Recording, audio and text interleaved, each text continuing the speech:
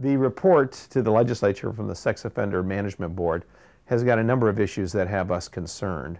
One is we don't mind evaluating what it is that the law does and how it is that it's can be looked at and improved. The problem with the report is it makes some very bad assumptions. First of all, there's no consideration to the public safety that we have in Jessica's law with the fact that we monitor these sex offenders now. The problem in other states was the sex offenders were not monitored. They just had residency restrictions. And as a result of that, if you were indeed transient at that point, we didn't know where you are. In California, we fixed that. And so as a result of that, those who do not have an address, we still know where they are. They're being monitored.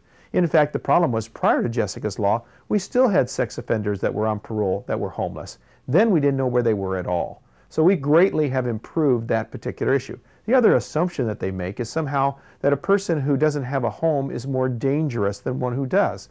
Well, again, they don't take in consideration at all the fact that we actually are watching them all the time.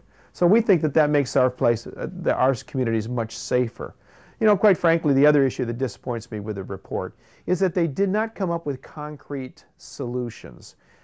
They were vague. They said restrictions were helpful in some ways. They said the communities ought to have them, but yet they had problems with some of them. You know, what we're looking for, and I think what Californians would be looking for, is some specific suggestions. Tell us what you think needs to take place then. Don't just be vague. Don't talk about what your concerns could be. Be specific, and then we can go ahead and take a look at it. The fact is that Californians are safer today as a result of Jessica's law. They knew that, then that's why they voted for it by over 70%. And we're glad to be able to have these discussions, but at the end of the day, we're convinced Californians do not want child molesters living across the street from schools and parks in their neighborhood.